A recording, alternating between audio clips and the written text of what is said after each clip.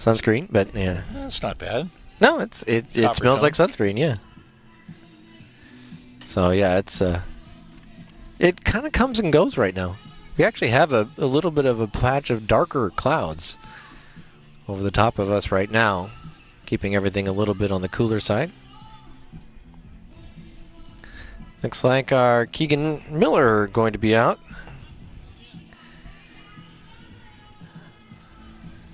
This year's Richland Regatta, just the one J boat. Keegan Miller, his dad, heavily involved in a lot of the other boats and making sure they're all running. In fact, they were joking that Keegan is going to be out getting the opportunity to run around, but it's his dad that's going to probably be the busiest this weekend. Oh, we got a second one. Well, that one is not on my list then. A little training boat. And not a race, but a chance for him to kind of get the feel of what it's like to be behind the wheel. And have governors.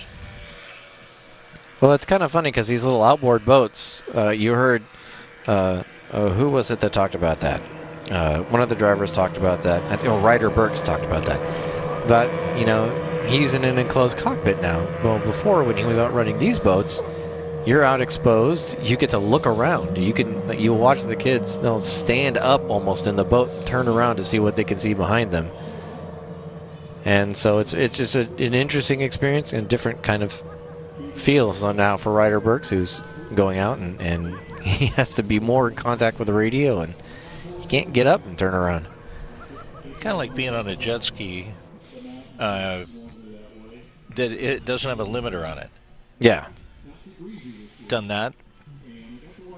My brother had 2 of those at Clear Lake in California, and so I'd love to go up there and use the one without the governor. And it went 60 miles an hour, and when you're so low to the water, it's going. Yeah. Like you're really feeling it, And these boats go, I think, about 35, 40 miles an hour. Yeah. So that's what you're, That's kind of a normal type of jet ski, something like that. Yeah. 30 to 40. When he got off the boat and headed back up, he looked up and saw me, and I made a motion to my face, and he started laughing.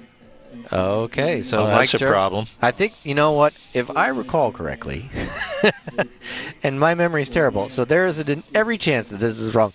Mike forgot to put in some plugs last year, and now this year, the E62 drain plugs are not in there, and so therefore they're going to try to drain his boat. That's one of the most embarrassing things you can do. I had a friend do that at Liberty Lake, and he just got in his boat.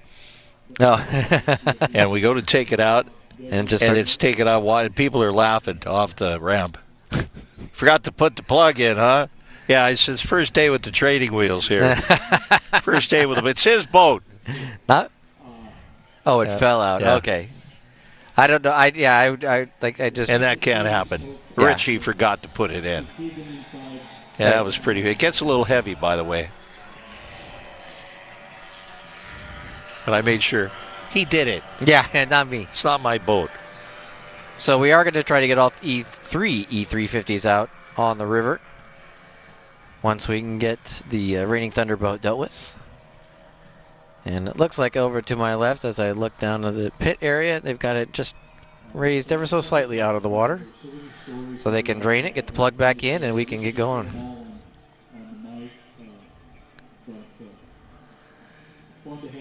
Well, that's where that crane comes in handy, too. Yeah. With that plug popping out. And get that up in the air and drain it quickly. You ever tried picking up a boat? I'm smarter than that, I think. I don't know.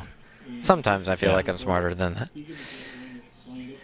The boats that are out there right now, these outboard boats, the J boats, the junior boats that you learn on when you're a young kid. 10 years old is usually about when they'll get started and run out there. Go 35, 40 miles an hour. Maybe not so fast if you're going up the backstretch at Richland Regatta. A little more difficult to try to get to that speed for these smaller boats when you're going against the wind and against the current. But you can get going pretty good down the front stretch as well. Keegan Miller and the white boat, the 222. We did not get a name at driver's meeting for the second boat. So I apologize to the drivers and the family of the second boat.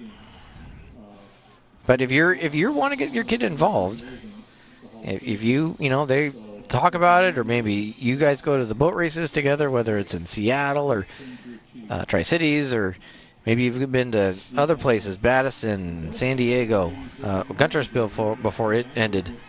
Maybe you got opportunities and the kids are like, well, I could maybe get into that.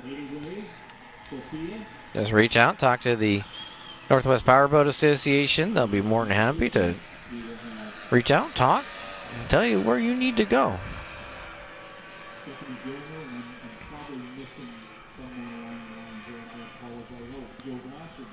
And to my understanding right now, Jamie Brackett is the president of the NWPBA, so she's the one that you will talk to.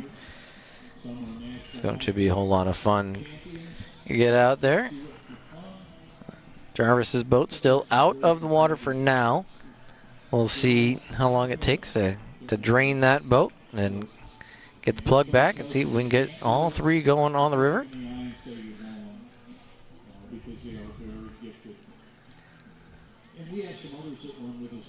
I want to send a big thanks to Top Notch Driving School. Do you need your license or a refresher behind the wheel? Top Notch Driving School offers private lessons and license testing. Visit them online, topnotchdrivingkennewick.com. That's topnotchdrivingkennewick.com. Also, you can search Top Notch Driving Kennewick. Google's usually pretty smart about that kind of stuff. I should give Stephen a call. I've got a list of people I'm driving every day that I could give him the list. Here's some leads for you. These people need refreshers, need to teach about a drive. Sound like you need a sales lead? Yeah, you're just going to be like, hey, here's maybe somebody you can talk to. Yeah. These people need refresher courses. You know, the ones that cut you off so they can make a left turn and come from the right-hand lane? Yeah. Cut across 3 lanes, earn their stripes. There's so many folks that I've just had to learn to not, I cannot give into my road rage anymore. It's just not healthy for me, so I have to just kind of look at it, shake my head, and go, all right. Yeah, make a list. Yeah, start taking license plates numbers down, so this will get it, so. I do keep a pad of paper and a pen right next to me in that right-hand seat when I'm around. Don't be on that list. Yeah. You have made Craig's list. The list. Not the good Craig's list either. Is there a good Craig's list? That depends. A lot of frauds on there. Right? That's true, yeah. No, that's something that you want to be safe for sure if you're going to be partaking. I got this on Craigslist. Oh, okay. I got to hear the story on this. Every once in a while I get a bonus in there. Yeah, no, I've found a couple of pretty cool things on there. So yeah, no, should be a lot of fun. J-boats are out there right now waiting on the E350s. That will be out and about once we get Mike Jarvis's boat drained and the drain plug reinserted. So we'll get that done and hopefully. Oh, okay, so now we can get it from the lion's mouth, as it were. Let's go down to Matt Funk, who's got Mike with him. Matt? All right, Mike, tell us what's going on. Well, this is the first race of the year, obviously, and we're trying to get all the kinks, hammered out. I guess when we had on the trailer, one of the drain plugs fell out on the left sponson, and they were kind of big, so they filled up pretty fast. So we're trying to get it drained so we can have a 3-boat first heat out here. So, first race jitters. Hopefully we get it done. This is one and done, and we get good racing the rest of the day. Busy. Thank you so much, Matt. Do boats get first race jitters? I don't know. Race jitters, yeah. The boats are out there like, oh, that's why I haven't. How I do this? Like, that'd be like the boats version of cars. The boats, yeah. Like little eyes on them or something. You could actually almost do that with these little J boats. You could almost put little eyes on the front, like they were watching, because the kids are up above the windshield. Not so much maybe in the inboards, but Yeah, it's a big boat. You got to drain over there and get the drain plug back. Wouldn't you love to be a voiceover for one of those cartoons? That would be really fun. And think of the residuals. There's Keegan Miller. Oh, they're both 222R. So, well, no, that's good. Maybe, then I don't know. One of them is Keegan Miller. One of them is not Keegan Miller, but also in the same number. But still to come, E350s, vintage boats, 2.5 mods, 1 liter boats. Well, let's see out there. So still a few heats to go as we enjoy what has turned out to be right now at least a very comfortable Saturday, late morning and early afternoon coming up. Take a time out. When we come back, we'll get you back in the action. It's the 2026 Richland Regatta on SWX.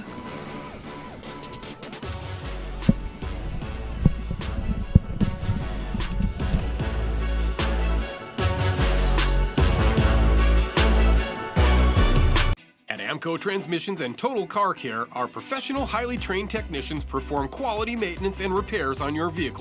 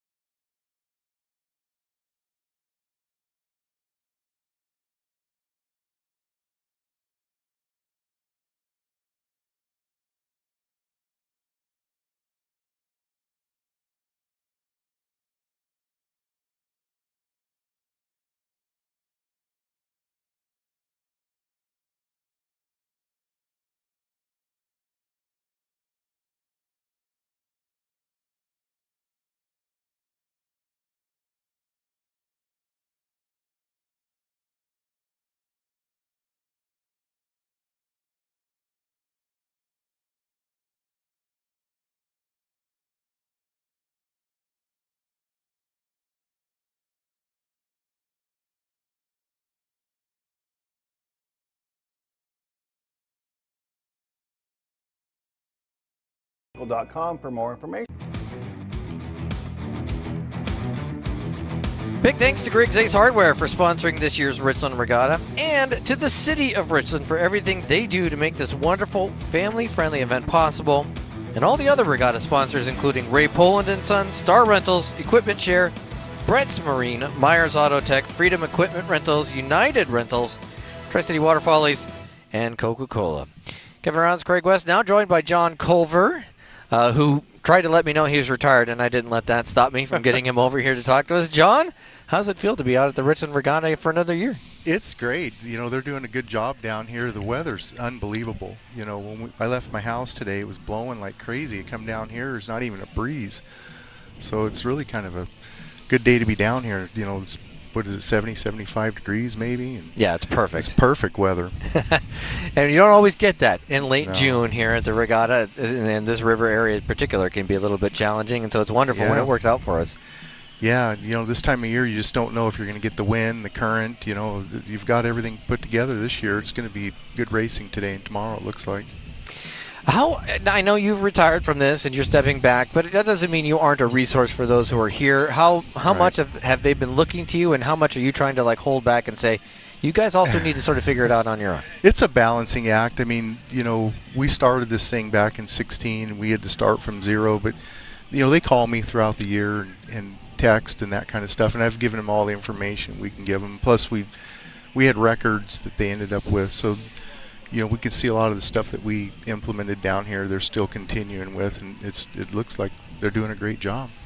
And I know that one of the things that you ran into, and I'm sure they're going to run into it as well, is it's just finding that weekend that you just kind of almost have to decide on a weekend, and what you get is what you get, because it seems like no matter what you do, you're battling something somewhere else. Yeah, we always wanted to switch this race to the end of summer, maybe last week or two of August, first couple weeks of September, you know, 'cause we know that we're not going to have the current, the wind, that kind of stuff. But it's just you're going up against other races, so you don't want to take their traditional spots. So, you know, we just kind of we've had it every weekend in this month, and we've had bad luck on every weekend in this month. You know?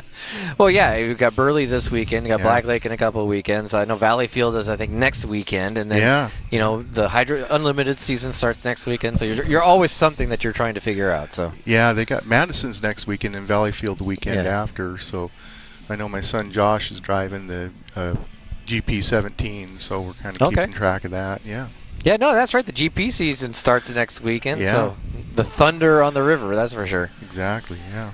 Are you going over to Madison for that? No, I'd like to. The unfortunate thing is we work at the same place, our business, so we can't all be gone. So I'll be glued to the TV watching their live feed. Okay, yeah, that's over mobility services. So no, that's really fun. Oh, that's awesome. It's got to be fun to. And then we're just a month away. I mean, really a month away from being able to do it right here. Yeah, and I'll be up in the tower for that one. I'm going to be the race director of the Waterfallies, so I'll be in the center of the course up there all weekend. So I'm not completely out. Just when I thought I was out, they boom. Yeah, just helping them guys out. I mean, I've been involved with them for over 30 years. So. Yeah. Well, I'd imagine as sort of more kind of your creation, your event, you look around and you see the number of people around here, and you got to feel a sense of happiness, pride, and getting a sense of, hey, man, this is a really cool thing for families to come down and do. It is, and I'm glad they kept this thing going, too, and they've done a great job. You know, like I said, crowds need to come down here and check this out. Boats are coming on the water now and ready for racing. All right, the E350's out on the river. John, thanks so much. Appreciate your time, and enjoy your weekend. Thank you. All right. Richland Regatta, one of the Richland Regatta founders, John Culver. As I see John Rifle's boat out there being driven by Bill Strain, and the E46 with Rochelle Hill. Do not see the 62 with Mike Jarvis out there, the Reigning Thunder. Lost his drain plug, and now, unfortunately, looks like that. Nope, there he goes. Now we're ready to go.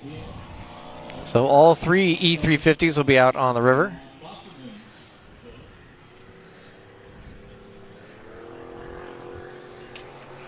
Jarvis driving the boat, owned by John Bosserman.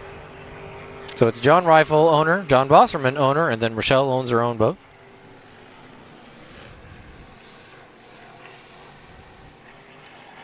Had the opportunity to talk to John a couple of years ago, and he just loves boat racing, loves the science behind boat racing. He loves the speed, the control that you have behind the wheel.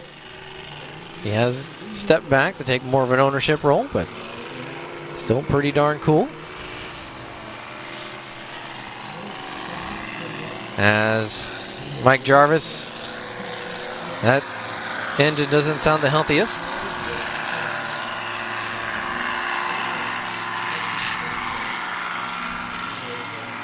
Much like the Carson Kelly engine earlier in the day, it sounds like it's putting a lot of effort in to not go very fast.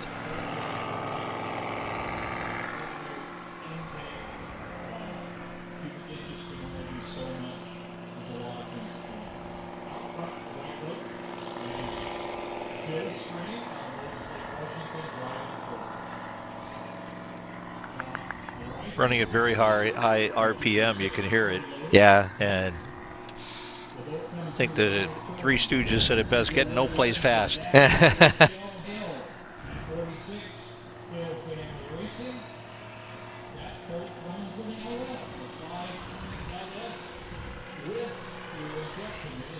So the red, green, and white boat with a little bit of neon yellow, or maybe it's red, neon yellow, and white boat is Rochelle Hill. The largely all white boat, Bill Strain and the John Rifle boat. And then Mike Jarvis, the yellow and blue. Boat owned by John Bosserman. Whatever's going on with Mr. Jarvis doesn't look like it's getting resolved anytime soon. He shut it Then down. he shut it down. So I'm wondering if he's going to try to restart it. See if that resolves the issue.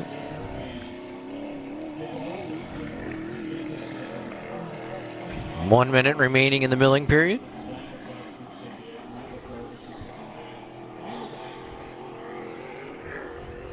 So yeah, it does look like the 62 is going to be down.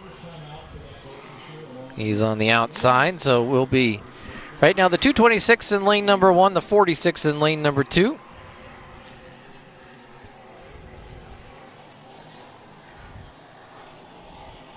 Now it's about to start. Green flag out. And it sure looks like Bill Strain is out well out in front. Rooster Tail and a half out in front of Rochelle Hill. But her boat running really good on the outside. They head into turn number 1. Strain. And take it through. Rochelle Hill, they'll start to reel him in a little bit. Now she's only half a Rooster Tail back as they head to the backstretch.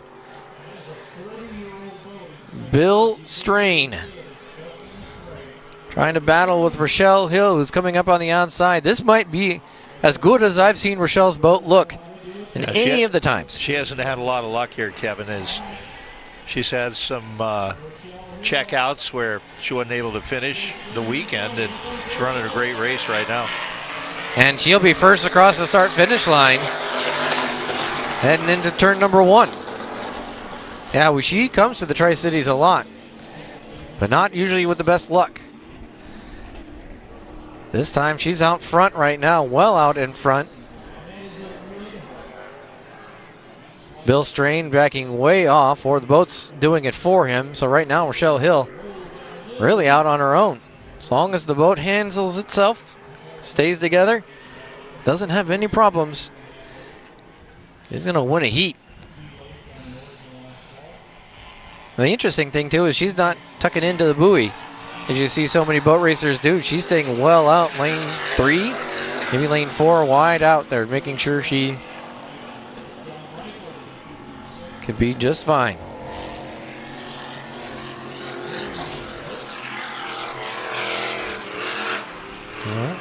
Bill Strain across into turn number 1. He'll go across the John Mosteller start-finish line. Rochelle Hill, though, almost into turn number 2. She's a full backstretch ahead of Bill Strain.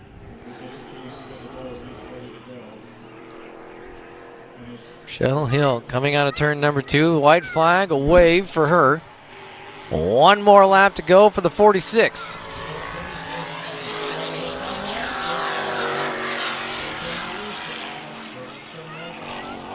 Strain will be at the top of turn 2, working his way through.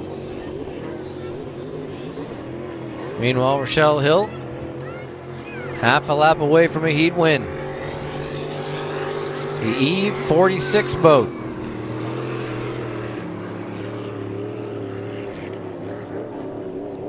Drive through. Top of the course, turn number 2. She'll go out wide. And here she comes, Rochelle Hill. A heat win in the Tri-Cities. A long time coming for the 46. Congratulations to Rochelle Hill. Perfect race. Yeah. Absolutely perfect. And for all the trouble that she's had here over the years, you know she's got to be thrilled. And I can tell you, when Matt will have her down on the air here in a few minutes, it's going to be really happy Rochelle. And there will go Bill Strain across the start-finish line. So 2 boats are able to finish. We'll send somebody over to Mike Jarvis's side of the river, get his Reigning Thunder, the 62 boat, back. And he was operating at a very high RPM and just getting nowhere. Finally just shut it down. And here you can see where Rochelle Hill able to get by, battling out in turn number 2. And she just had a little more boat speed than the 226. So it will be Rochelle Hill who wins a heat, which is awesome. Congratulations to her.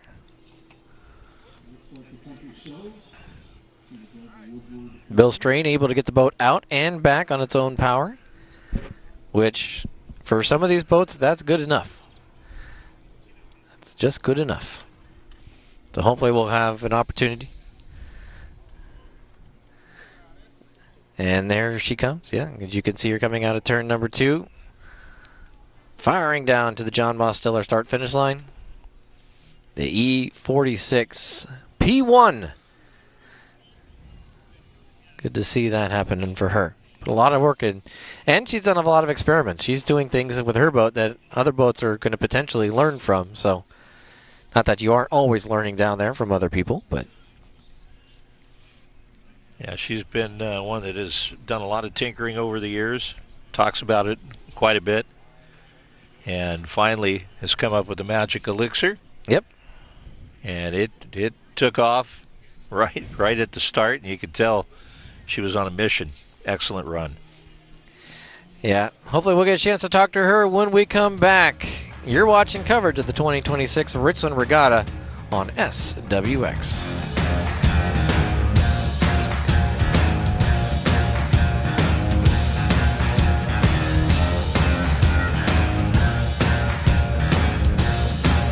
This summer, it's all about high stakes and higher speeds at the annual Water Follies, Saturday, July 25th and Sunday.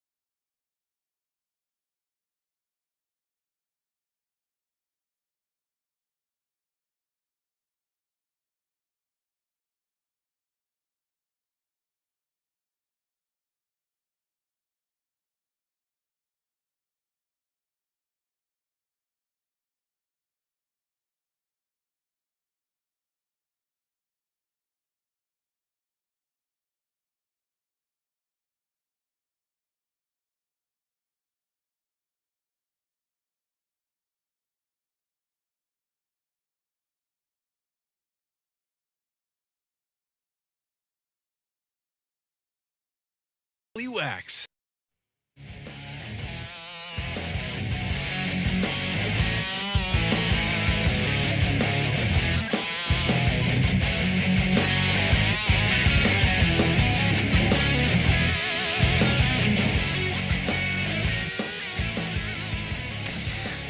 you need your license or refresher behind the wheel?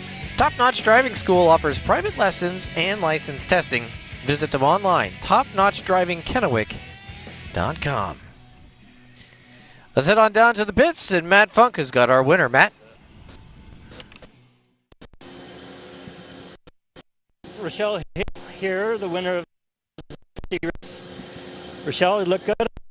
Yeah, I got that LS motor tuned up and run pretty darn good, and the course change is much better for us. So the water was really good, no wind. What more could I ask for? Great run. Yeah, they was in the drivers' meeting. They said that the course is more round now, and they tried to avoid that hole in turn 1. Have worked out for you then? Yeah, I didn't feel any hole in turn 1. So yeah, I come away with a win for my first heat. So yeah. I was also going to ask you about that. That you were experiment. So that also works. Yeah, no longer experimental. I issued the rule and got the motor approved, so I'm not run the Congratulations, Michelle Hill, winner of the E350 race. Thanks so much, Matt. Congratulations again. I was trying to make those two words a single word. That is not helpful. Mike Jarvis being towed back from the backstretch. That's going to take a little bit of time to get him back. Plus, we do need to get some course judges out there. Next up on the list, the vintage boats, the second running of the vintage boats. As you can see, or as over on the backstretch, you'll have Mike Jarvis out and about. He's exactly where I was yesterday when I was doing my my reporting for the news, sitting on the side of the of the cockpit of the boat. So yeah, yours was planned. Yeah, mine was planned. Yeah, his is decidedly not planned. But that's the second boat that we've come through that just sounds like it's working really, really, really hard, but not going very, very fast. So they'll take that back, tune that up, and get it going. Maybe it needs to be a little more drained. Who knows? This is where I get out of my depth. I don't know the answers to the engineering questions of things. Would you like to get out there and jet around in them? I think I would like to try once. Something that, get up there, get in the fire suit, just go around, take it a couple laps just to get to feel what it's like, and then to really get a couple of laps where I could push it just a little bit to see where I can go, and then that would be kind of fun. I think that would be really a cool thing. Still ahead, we've got 2.5 mods, 1 liters, and a third vintage. So we've got a little bit before their scheduled break time. Regatta takes a break for lunch and allows everybody to get a little extra time to work on their boats.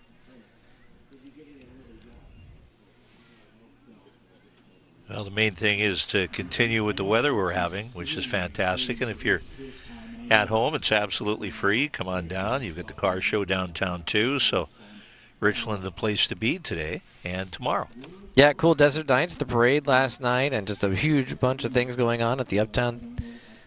Real cool event there with I got to see some of those cars too. They were awesome.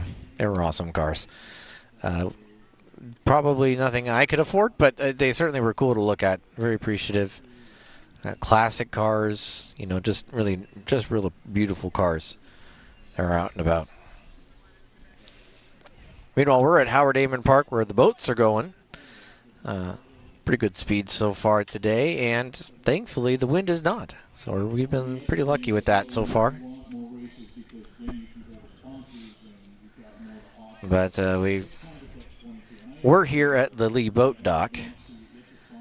A dock where if you get down on one of the boat ramps, launch your boat from one of the locations, you can come up here, pick somebody up or drop somebody off. And it is quite the day. The clouds have actually made it really nice. It's kind of a comfortable temperature. The wind, not too bad, picking up a little here and there, but not too bad. Looking across, we get to see all the beautiful trees. Little nature reserve area. 68 right now, they're saying in Richland. So, real nice there.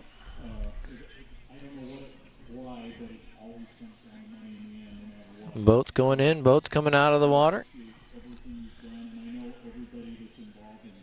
Does look like the 226 is getting placed back on its trailer. And they had all those E350s right next to each other, right at essentially where you would have the boat ramp. Like they're all right there, one after the other. All the vintages are right next to them after that. So you get these that are probably, especially for those kinds of boats, they all know each other and they've been driving against each other long enough.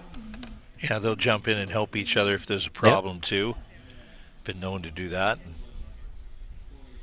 And help their opposite teammates, opponents. They're all in the same boat. They are kind of teammates in that they want to put a bitch. Really, they are. I mean, they really are. Yeah. It's all for the love of the sport. That just reminds me, somebody was trying to remember something, and they were like, reverse math. And it was like, you mean subtraction? And the opposite teammates, you mean their opponents. Yeah, they're all basically racers. That's kind of the way they think.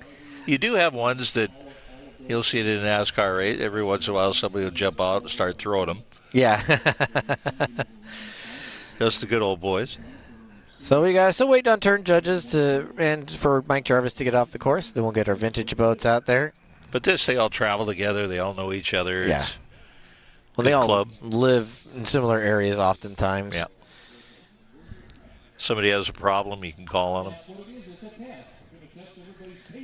So still waiting on that. Perhaps now, since we've already talked a little bit about this and Cool Desert Nights, I can request of our producer, Brittany Steele, an opportunity. We had a really cool story from one of our reporters, Dave Saray.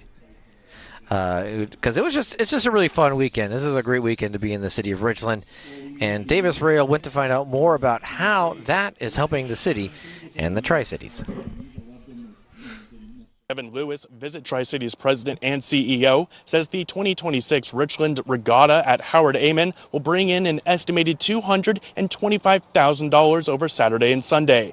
And just a few blocks away, Cool Desert Nights at John Dam Plaza expected to bring in upwards of $83,000. Lewis says it's events like these that have helped get both people and dollars into the local economy. June was a really good month event-wise, one of our better months. I think we had over 30 events here in town. So that's just big for the community. $6 to $7 million in economic impact from those 30 events that come in. Lewis says one of their priorities at Visit Tri-Cities lies with creating memorable events, while also dealing with rising costs and travel expenses. Travel economy is kind of tough right now. There's a lot of factors, and things are tight financially for folks. And so for us to have these events, they keep us at the top of our game because people will travel for them. They come for that.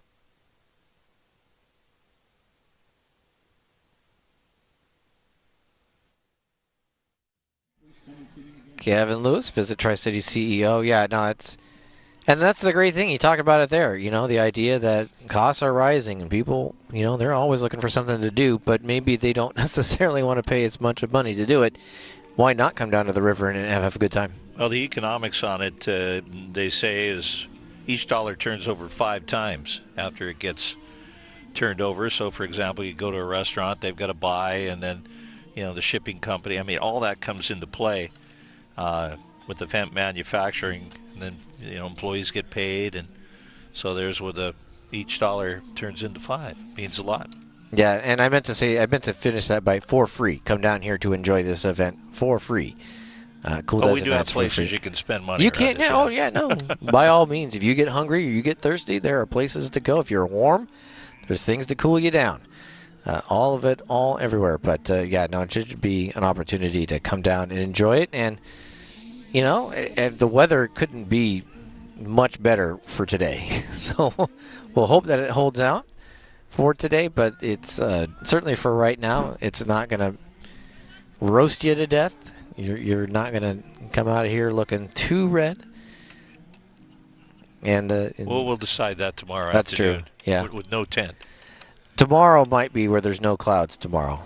Tomorrow is definitely the day where you're like, oh, okay, we need to make sure we're ready.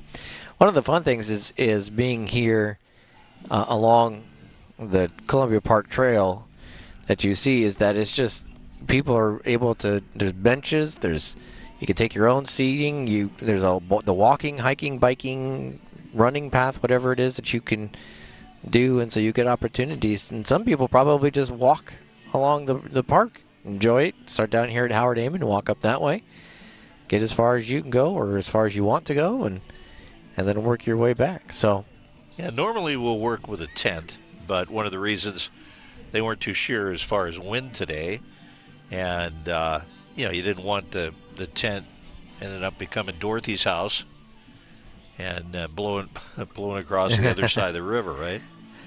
That would probably be less than ideal. I don't know that Cameron would love that very much. Oh, look at that.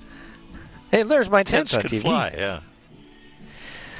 Still waiting on the vintage boats, but that means we're still waiting on turn judges and all the likes as well. You're watching live coverage of the 2026 Richland Regatta right here at Howard Amen Park on SWX.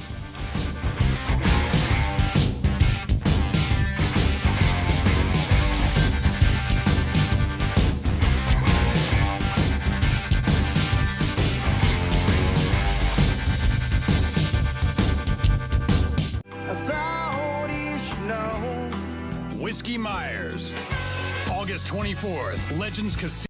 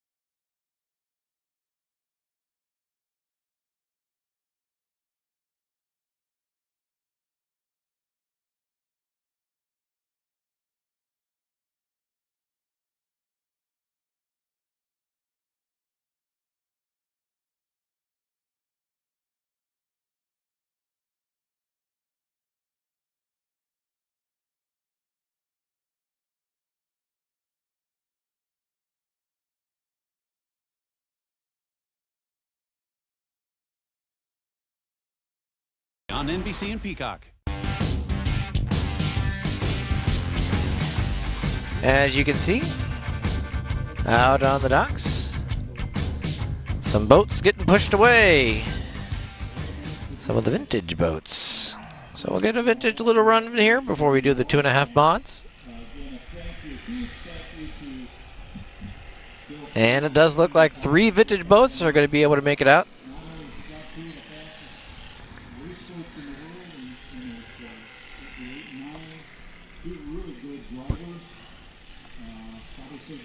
All right, El, we've even got the folks waving, having a good time.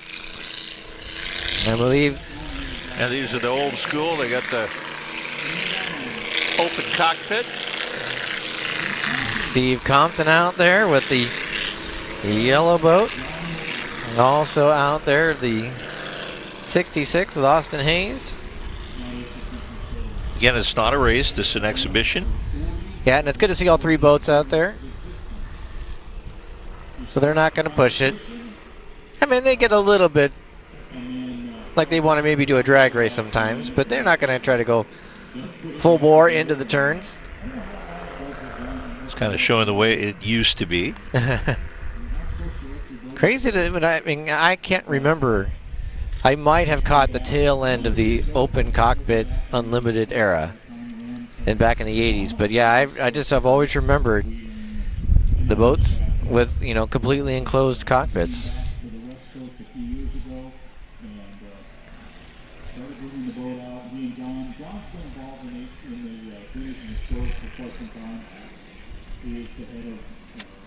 The other boat that's out there, I think, is Scott Whitaker, or as Aaron Stevens called him, Scott Whiteacre. Kind of cracking me up. But. And that's actually the 76 with Jerry Hicks, not the 66 with Austin Hayes. Oh, and Sean Nelson is in the Dawn boat.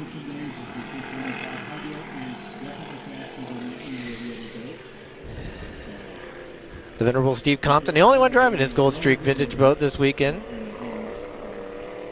Oh, Doug Woodward. Okay, so that, it is the 76. Doug Woodward is the owner of that boat. John Woodward, driver of that boat, the great John Woodward, historian extraordinaire. I have to talk to him multiple times. So very, very cool. boat is named after John Felsen, who was the founding inventor of these boats, and it's Sean's grandfather. So, and that's one of the things that they love to do with the vintage boats is run side by side by side. And then they get a little like, hey.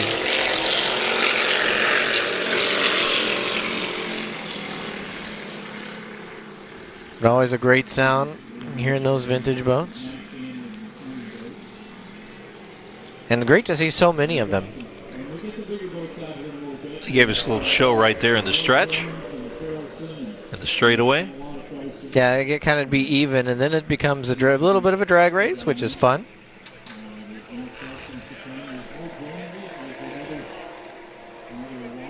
Steve Compton, thankful for all the help he's provided. And he was able to actually host Evan for an interview this past week. But to see him coming out of the turn 2 and it becomes listen to the engines.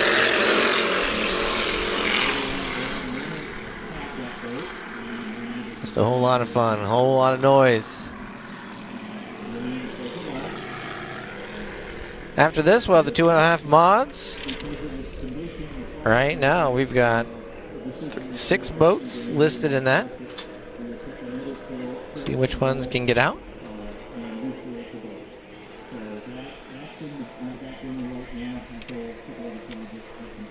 And if you, there is a 2.5 modify or 2.5 stock classification and 2.5 mod. You can take your stock boat and run it against the mods. Cannot go in the other direction. John Woodward. Woodward with inside. Steve Compton. The horsepower through the front stretch.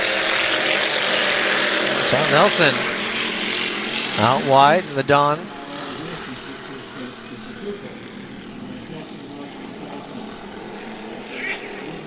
This is one of those things where they talk about senses bringing back memories, and I can only imagine for folks who were around in the 60s and 70s and watching drag racing and other boat races down, whether it was water follies or up here, it was this kind of sound brings it back. This is the kind of sound that you will spark memories in your brain, and you'll be like, you'll sit back almost. You can almost close your eyes and just smile. Kind of made me feel like I was in Jurassic Park or something. There. That's not wrong. It's not that long ago. It's just you weren't alive. Yeah, that's true. True. There's people sitting at home going, yeah, he's right. Not that long ago. Seemed like yesterday.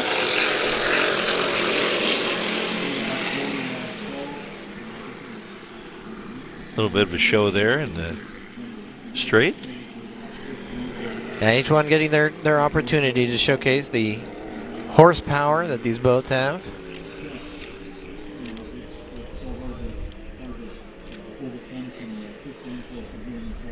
What's really interesting is that I don't know that the boats are necessarily getting faster now. They're getting more efficient. They're getting safer and quieter, which maybe not everybody loves. But yeah, these boats are out here to let us know. Still have a good time.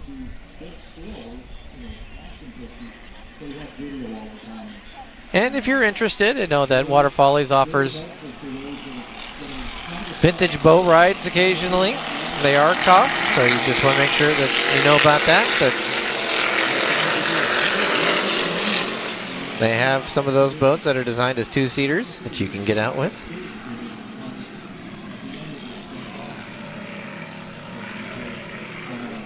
See the white flag out, so we might see the end of the vintage after this last lap here.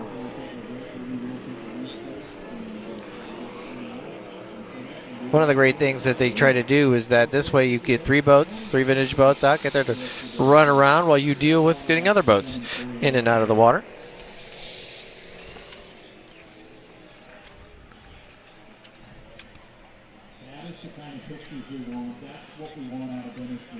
But the nice thing about the vintage boats is they don't have the incentive to really try to race. So they'll oftentimes just stick together. Great photo, great video opportunities. And they wrap up their run across the start-finish line. Sean Nelson in the Dawn, Steve Compton, and John Woodward all out there.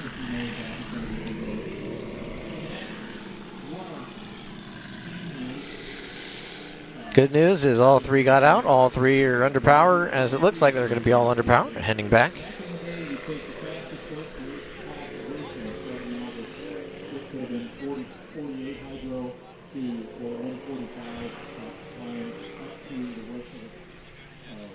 So good to see those boats out and running. So we have one more vintage opportunity before we go to brink. That'll come up after two more races, two more heats. So we've got the 2.5 mods, and we have 2.5 mods, 1 leader, and then one more vintage race before our break.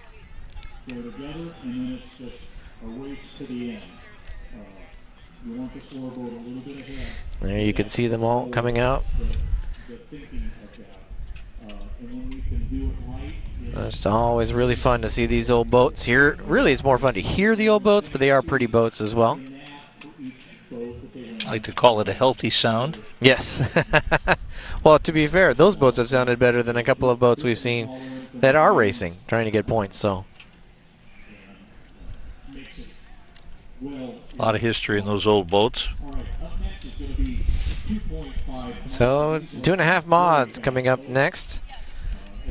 In that class, we've got the A311, Jacob Malden, the A11 with Marissa Bartels, who's running her first for that.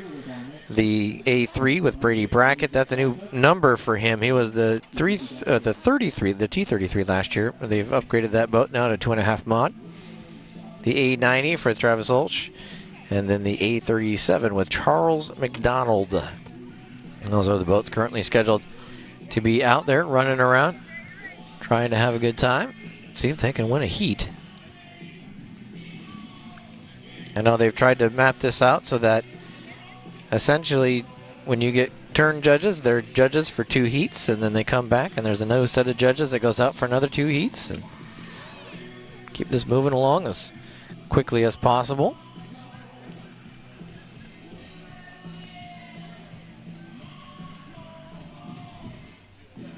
Let's check in with Matt Funk, who is down in the pits. Matt? With our friend Mike Jarvis, who's continuing the streak of not so good luck. Mike, what happened this time?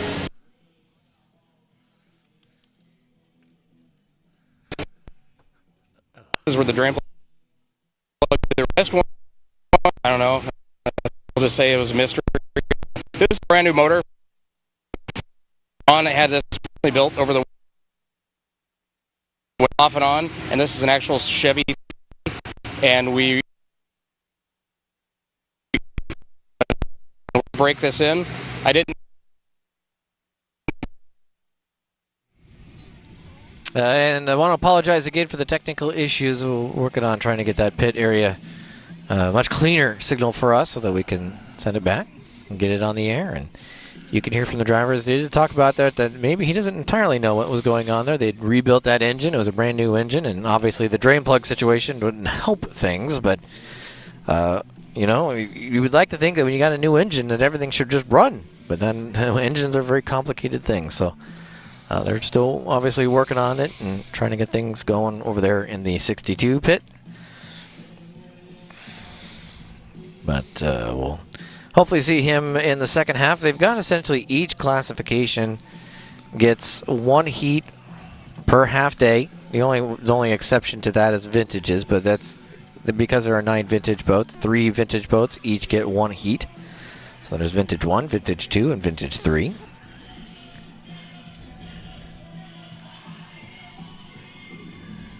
'26 Richland Regatta. Take a time out. When we get back, hopefully we'll have boats on the water. If you're watching from Howard Amon Park on SWX.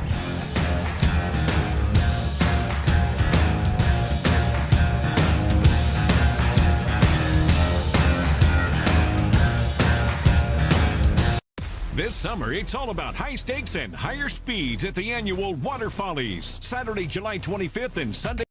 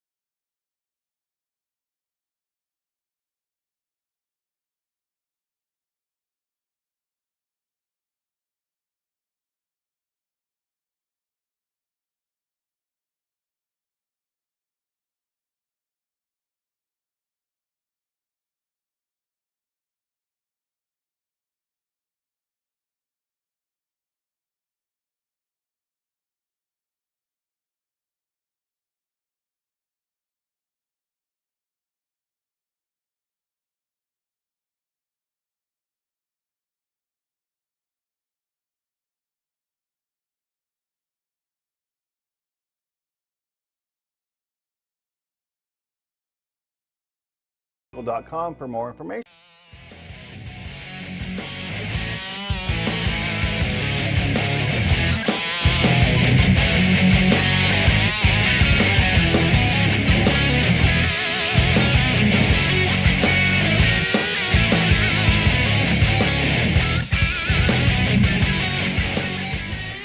'26 Richland Regatta from Howard Amon Park, brought to you by Top Notch Driving School. Do you have a new driver at home?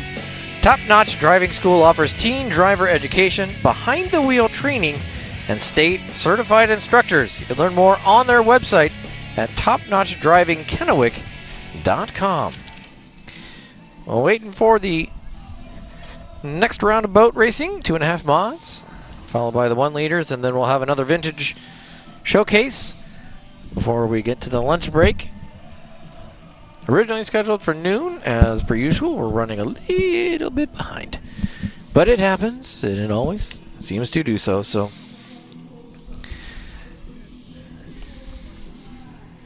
right now we're enjoying what is pretty good weather. Sun is out just a little bit. I'm still seeing enough clouds around here that it's not going to be a bright sunny day.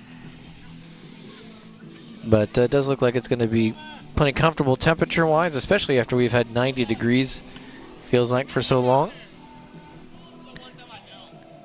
Hey, we're getting a bit of a respite.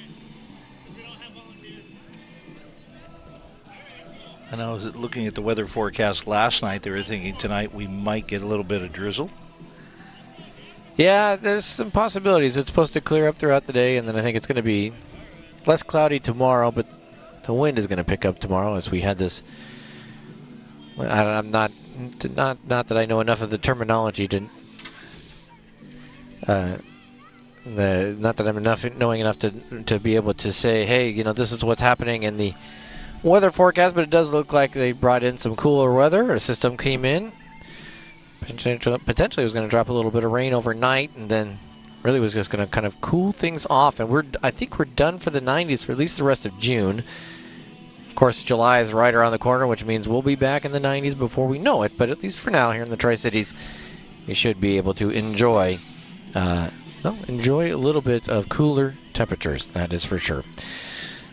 Well, this 2026 Richland Regatta has a new group of folks that are putting it on, new faces behind the scenes, one of them being Jamie Brackett, and I got the opportunity to talk to her about what she hopes people get out of the Richland Regatta. The 2026 Richland Regatta hits the water this weekend, and it prides itself on offering a great, fun option for families. Part of that is by happening at a great location. This is a very unique boat race, especially kind of in our circuit. Because it's in Howard Amon Park, we actually have amazing viewing area. So you can bring the lawn chairs down. It's completely free for the family. This is Jamie Brackett's first year as race director for the regatta and says there's been a lot of lessons to learn, but it's necessary to be willing to step up. It's our hometown local race, and so for us it was really important to keep it here. Brackett is relatively new to the behind-the-scenes portion of Richland Regatta. Before becoming a boat owner with her husband, she was an attendee. This was our family event, so we actually have 3 generations that come and work on these boat crews, and that's kind of what you see when you're walking through the pits. And if you've never been around a boat, coming to these races is where, as soon as we're done racing, we open the pits and we will take the kids and throw them in the boats and let them see what it feels like to actually get in the cockpit. It's the kind of event that creates great memories for everyone involved, and fans could see drivers that'll be around for a long time. These are how you build to be able to drive an unlimited driver, because you don't just jump in a boat and decide one day you want to race. You actually have to start someplace. So, I mean, these will still do about 120 miles an hour on the boat, on the water. Officials will keep an eye on the weather, as always, because if gusts are 13 miles an hour or more, it can be dangerous to race. But when they can get on the water, they will. Back here at, trying to do 3 things at once. Back here at Howard Amon Park, Kevin Rounce and Craig West waiting for the 2.5 modified boats to get out and get onto the river. And once we can get that done, we will have boats racing. And again, as you heard, up to 120 miles an hour from some of these bigger boats. And that'll be nice. Good speeds, though I'd imagine you're trying to be a little bit careful here. Tight course. Up a little upriver from where you would see waterfallies. In fact, you can look over and see Columbia Point and the 182 bridge off to our east. And we will, off to the left, you get to see just up the river. The river, I mean, it looks really good. It's, you know, I've talked to Jen Cushing enough times to know that whitecaps are bad, but we're not seeing those. So ultimately, that's the thing that we're paying attention to, trying to make sure that we are not too windy. And right now, we've been really, really lucky. So we'll enjoy it while we can. We'll get the 2.5 modified boats out as soon as we can. That was an important text you sent me. Yeah, getting your lunch order, yeah. I'm looking going, what's Kevin sending me a text for? He's sitting right next to me. Yes, getting our lunch orders in. Well, it is important. No, it's... But it sure looks like a really nice late June day. You don't get too many 70-degree days in June. Yeah, normally we're in the 90s. And you and I have certainly been out here at all kinds of different kinds of weather. I know what it's going to be next weekend where I'll be. It'll be probably 105. You must be going to Arizona. Close. It's a neighbor, not far away. I'll be in Vegas next week. Okay, Vegas. Nice. Going down for a tournament to call that. And very cool. Not a bad way. Go down, take a holiday, and get paid to do it. There you go. That's true. A bunch of depressed Golden Knights fans, though, after they got... I'm okay. It doesn't bother you, I know. It bothered my grandson. Had to explain. Sometimes you don't win. Yeah, he's a big VGK fan. Yeah, he should be a Seattle Kraken fan. Then he can really know what pain is like. You know what misery, yeah. That's actually be worse. You could be a Toronto Maple Leafs fan, then you can... I think the hardest thing with the Kraken is nobody wants to sign with him. Yeah, that was crazy when the one guy didn't want to sign $15 million deal. Yeah, well, what does that tell you? That's something's not right. That they need to do their audit on their organization faster. Are we lost another buoy, or are we trying to fix a buoy? Because I see a boat out and kind of in the direction of the pits. It's got a big old buoy on the back of it. And I do see 6 on turn 1, and we're down to 4 in turn 2. So they must have clipped one. That was one of the concerns. Or they tried to make it a little bit more round. be careful when you cut to the inside. Try and stay away. And it just slows everything down, as was mentioned in the driver meeting. It's like, we understand you're trying to make the course as short as possible, but understand if you're clipping buoys, we come to a standstill to try to get that all figured out. So big rain delay. Yeah, this is almost like a little bit of a passing shower came through and pull everybody off the field for 5 minutes, 10 minutes. And what was it? A couple of years ago, we had the full day delay. Yeah, that was the very, very windy day. I didn't want to ask John about that because I don't think he wants to remember that particular Saturday where we sat here for a few hours, and then eventually we're like, well, I don't think we were going to get this in. And then eventually they called it. And eventually, and one of the things with Coast Guard, you have to be off the water by 5. Yep. So you're out, and there's no going over. And so they got everything in amazingly 2 days worth in 1 day, and it can be done. We did it on Sunday. And that's one where they hit their trick there, and the trick last year too when we lost a half a day to that was essentially boats, they run 2 heats at a time. You run a boat, you get 2 classes. They essentially pair up. One will run a heat while the other is put into the river. Those boats will come back. That second class will go out, run their heats while the first class is gassed up, ready to get sent out again. Any work you can do in that small window of time you can do. And then they'll swap places again and so on and so forth. It's not the ideal scenario by any stretch, but it is a way that they can go through things relatively quickly.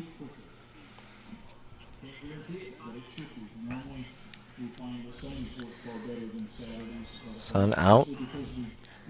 Now, still plenty of clouds in the sky. Not a lot of blue sky, but the sun has found a small patch, so enjoying a little bit of warm up and comfortable weather.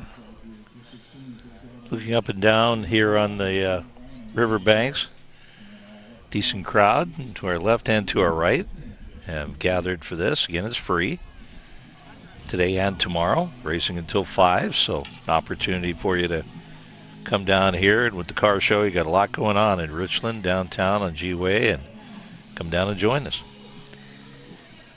Yeah, and today might be the better day to do that because tomorrow might be a challenge depending on whether the wind behaves or not. It's certainly in the forecast that Ziggy was telling me was not going to, but we can only hope that it does. Like we came into today hoping it would. Yeah, this is one of the toughest areas. Very tough area to predict weather. Really is. Take time out. When we come back, more coverage of the 2026 Richland Regatta right here on SWX.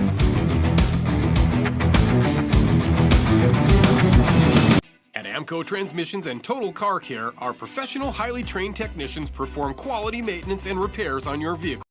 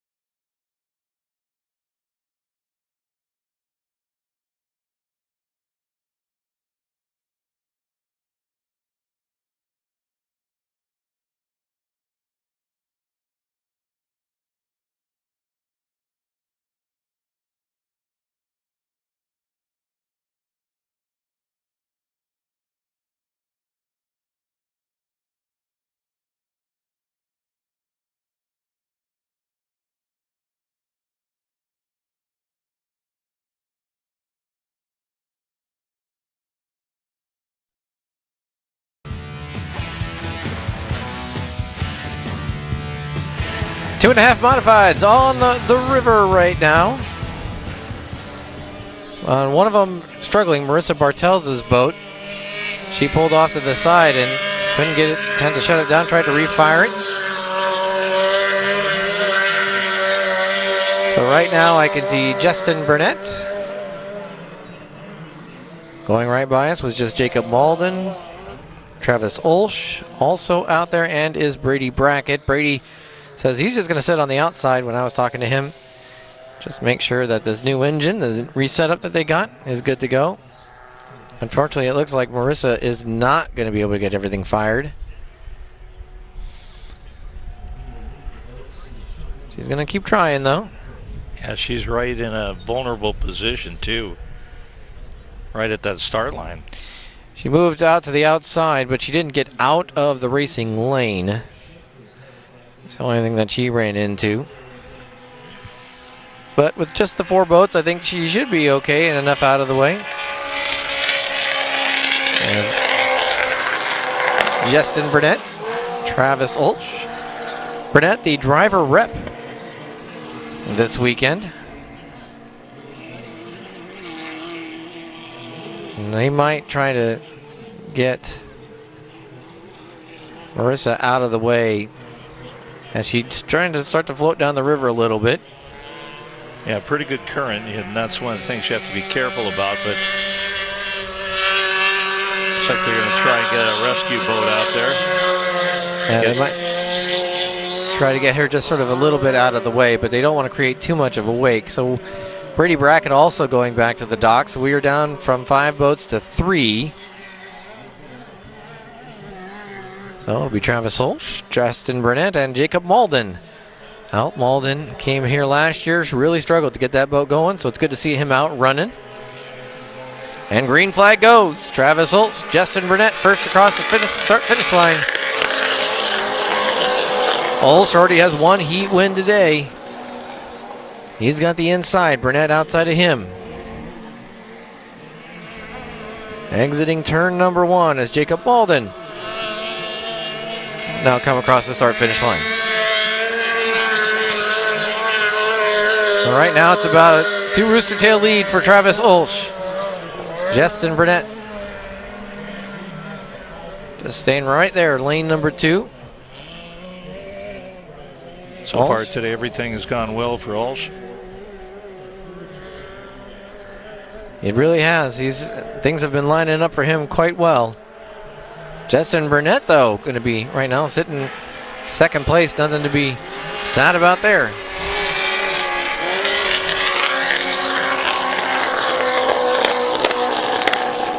Well, it sounds like there's some some firing issues, perhaps, or firing noises, that's for sure. Justin Burnett has my favorite team name as Jacob Malden comes across the start-finish line.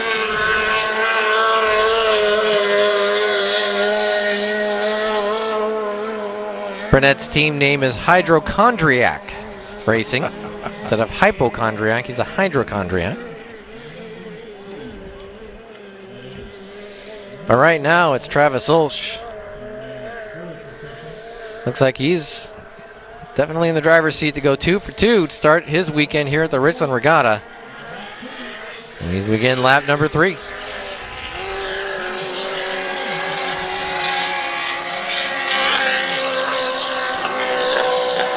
Burnett falling far back, so it's just right now Travis Olsch's race to lose. If as long as that boat sticks together and he doesn't make any mistakes, he should be okay.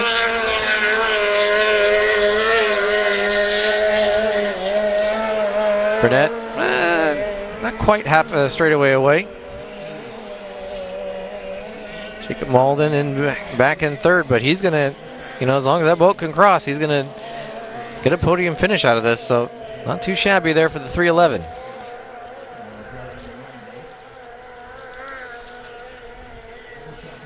Wide flag comes out for Travis Olsch. Last lap.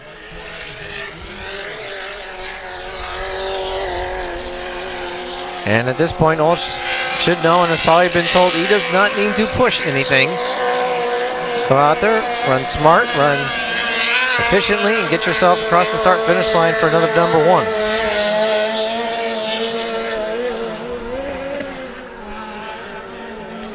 Jacob Malden is actually starting to reel in Justin Burnett for second place. So Malden, who was so far back at the start, now an outside shot. If he can get some speed going and beat Burnett in the turn here at the top of the course.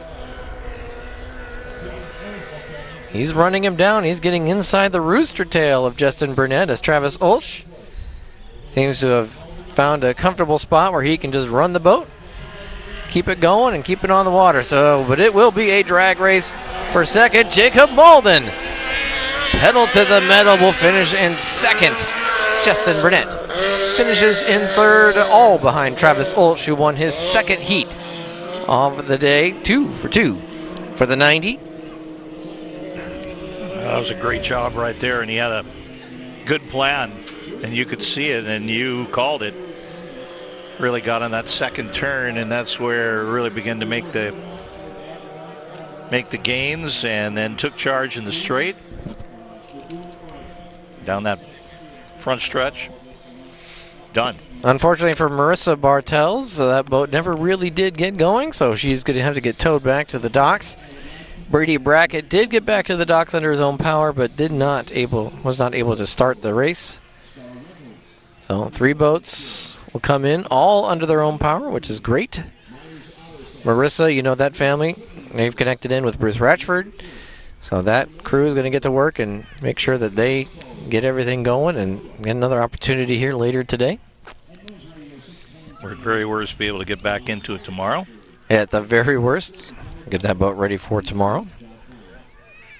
A new course for folks who have been here, and there's a few names that I feel like I've seen every year that I've done this, that have been here all the time.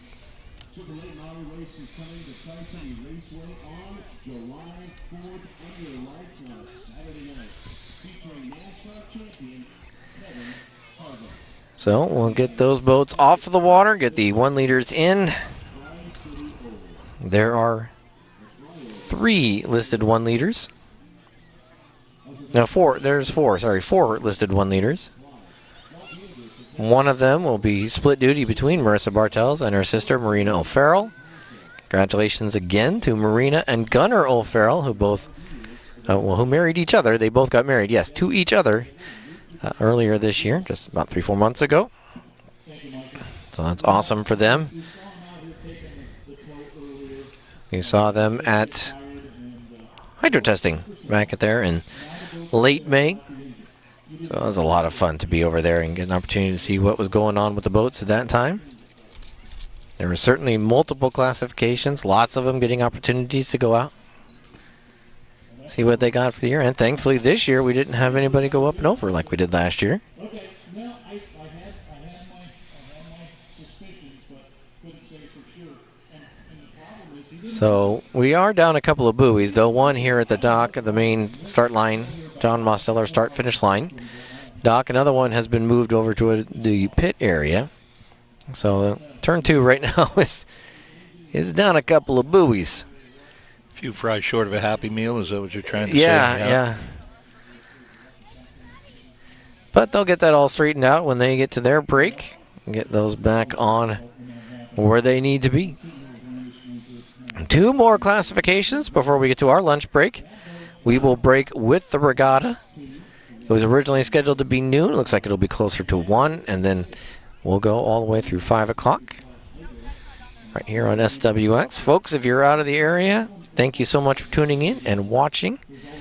If you know others that would like to watch this, then just have them go to our website, swxlocalsports.com, or download the SWX Local Sports app. During our lunch break, we will toss it over to Spokane coverage of Hoop Fest. That underway this weekend on SWX yesterday, 3XBA. Saw Talia von Oelhoffen taking part in that amongst many other great basketball players.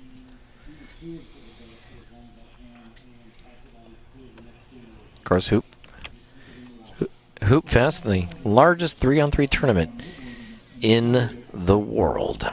Take a time out. In fact, speaking of SWX, here is what is coming up on SWX. June is going to soon be in the rearview mirror, which is a little wild to say. But you can check it out. Coming up on the SWX in the month of July, Yakima Valley Pippins have a couple of games with them. They face the Ridgefield Raptors on Thursday, July 9th.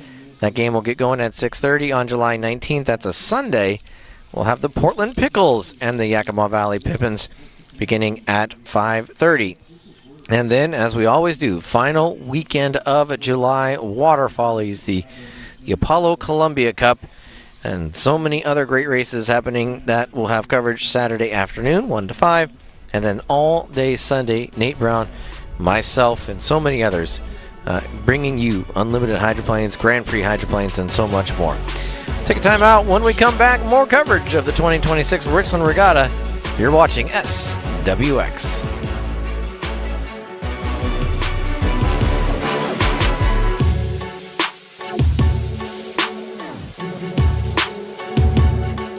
Nonstop Local and Yakima Federal Savings and Loan want to help local families in need with our Lunchbox Lift Up Summer Food Drive. Join us.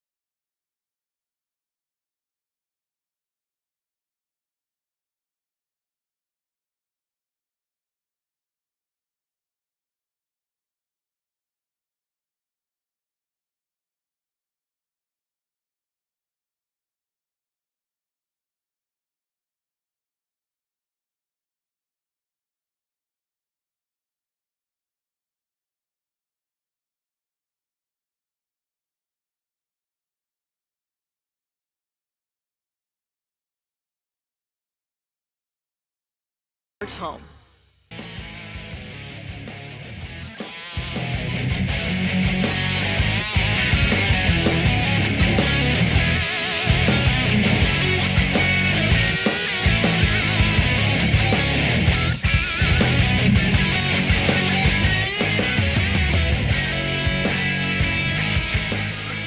As you can see, boats going in the water on this Saturday afternoon at the Richland Regatta.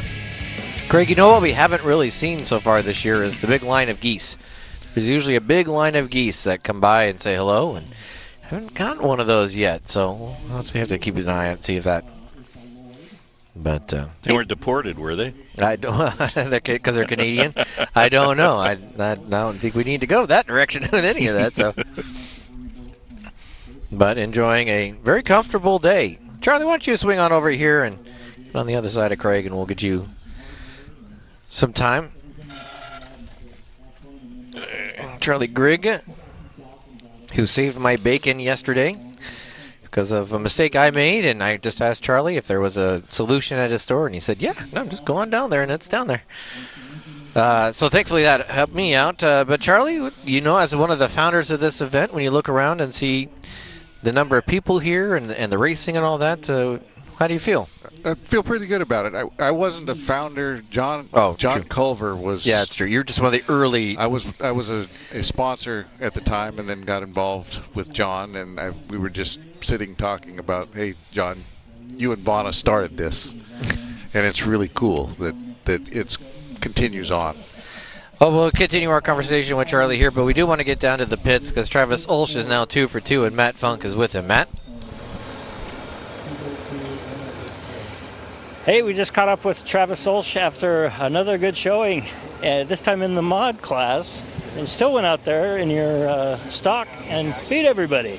Yeah, I just made a pretty decent start. I think a lot of the mod guys, they've got the jitters for the first race of the season, and we're all a little late to the start, but made still a pretty decent start and wide open and walked away with it. So I just kind of took it easy. Just there's no point in hurting it in mod when you're racing stock. So it still looks like it's running pretty well for you guys in the first race. The course is getting pretty bad. They took a couple pretty big hops and slams there in the turn one, but we'll see what this afternoon holds for us and go from there. All right. Well, hopefully the wind still stays down as much as it is. It's not terrible out there yet, is it? No, down the backstretch there's a little bit of chop, but it's not too bad. Just the boat's churning up the course, and that's about it. But no, the wind's holding up pretty good. So. All right. Well, glad to talk to you again, and see if we talk to you again later in the day. I hope so. Yeah. Thank you. Right, good to see you, Travis Olsch. Everybody, looking good so far. Thanks so much, Matt. Charlie, he talked about that turn one down there, and we would watch that for years, where there was like a hole there, and they've changed that course down there. So that's really kind of like a smart move to do that. We moved the course hoping that it would help the hole down there. The problem is the top of the course, you get all the waves, and they move downhill, downstream, and you run into them at the bottom. There is a sandbar out there that causes part of it, but it's just the way the river bends. So we tried a different course. Hopefully they like it better. Hopefully we don't break anything. Well, and again, you're stepping away from this, but you know as well as anything that you always have to be listening to the drivers, I'd imagine, to be like, okay, how can we make this where it's you guys are safer and we can make sure that people are still coming? Well, like they said in the drivers' meeting, when you have a hole in a corner, you need to go through that corner slower. I mean, it's just it is a driver's course. It is difficult. It's not a lake. It's not smooth all the time. And here with the river bend, it makes it a little more difficult. They just need to work at it. Well, and you think, they get this, they're here, then in a couple of weeks they're over in Olympia over at Black Lake. So very different types of courses on the two places. Oh, most definitely. I mean, there aren't many limited races on a live river. Most of them are on lakes. Yep. And so it is a totally different animal. Yeah, so Charlie, I think we speak for anybody who says it, for your sponsorship and all the hard work you've put into this. Yes, you were. I was incorrect. You're not a founder of this event, but you certainly were an early adopter and have put in a ton of your own time and energy. And I know I'm thankful for it, and I'm sure so many people are. It's a great way to give back to the Tri-Cities and having a free event. Yeah. That is the coolest thing in the world. The first year that I sponsored, I walked down the beach with my wife, and to see the families out there having a picnic, stuff that didn't cost them any money to come down and have a good time, that makes it all worth it. All right. Hey, well, Mike Jarvis is here too. Maybe we'll get him to talk a little bit. Since we actually, Mike, why don't you go over here and Charlie, thanks so much. We'll hand it off to Mike because we were having a little bit of technical issues in the conversation. I'm going to stop his lunch. He's going to be unhappy with me about that. Mike, it seemed like that when you got out there, that your boat was running really hard to not go very fast. What is that usually attributed to? Well, like I was telling Matt a little bit earlier, that this motor is a brand new motor to us. Yep. We've been running the LS motor, which is a little bit different than the Chevy 350. And we had our engine builder go back through the winter because we haven't run the 350 in quite a while. Okay. And we want to be able to run with the fast boats. So in order to do that, you need a really strong, stout 350 motor. Right. So over the winter, he had this built, and it's built out all the way to spec. And we wanted to go out there. He broke it in on the trailer, but under no load back at the home shop. So the first order business was go out there and make sure that we break the motor in properly. We had the problem with all the water in the boat. Yep. We got that I blamed you for that, by the way. Yeah, I'm going to blame John on that one. But we went out there and just wasn't getting over a certain amount of RPM, so like 3,000 RPMs. It was just plowing water. And out of abundance of caution, I decided to shut down on the backstretch. So I think we got that time down. It's our timing. that we got going. Okay. That I think is the problem, and so John's working on that right now. So when we go out in the second final, I'm going to take the warm-up laps to break the motor in, and then we're going to go. So we're going to see how it's going to go. So outside of that, everything, drain plugs excluded, and we'll be ready to go for this final. There's only 3 of us here this weekend, so we already talked. We're gonna really try to make sure that we put on a good show for everyone. Okay. And Rochelle's looking really fast out there. I was watching at the entrance to turn 2, and she's carrying that right spots, and it's looking really fast. So yeah, I've seen her run in this area either at the Regatta or at Waterfall so many times, and it always seems like something. She just gets a lot of bad luck, and so to see her out there running really strong was awesome. I wonder if we picked up on some of her bad luck. I hope not. No, but make sure the drain plug is in there. Because I guess the best way I can figure it is it almost sounded like if you're driving, and nobody drives clutches anymore, manual cars, but like it almost sounded like you had like the clutch halfway in. That's the kind of sound it makes. It's like it sounds like the engine's really going, and you're just kind of putting down there, and so you're trying to figure that all out. The other issue we were looking at is maybe I'm not getting full throttle too, so we're going to make sure that I got that as well. So. All right. Mike Jarvis, thanks so much for swinging by. I appreciate it. I wish you the best of luck rest of this week, and hopefully we get to talk to you under happiest circumstances. Will do. Thank you. All right. Thanks so much to Mike Jarvis for joining us, as well as he, to get that opportunity to get back down the water. Brent Bilodeau. Yeah, no, hey. Should have Billy come back here. Yeah, he had a good weekend. Hey, Billy, get back here. He had a pretty darn good week. I'd say so. I think that maybe he did okay. Yeah, it works for Alaska Airlines. He and his wife can fly out to wherever the Brooklyn Nets are playing. That's for sure. Hey, Brent, why don't Get on here. Let's talk about Tyler a little bit. We're not talking about you. We're going to talk about Tyler. What was that? What was that experience like to be over there and to sort of watch that all unfold and be part of it? It was so much fun. We had a little bit of family and some friends, and a little agonizing there for a bit, but we didn't know exactly where he was going to go, and we kind of had an idea, but nothing's ever set in stone in those things in the draft. So, but when it did happen.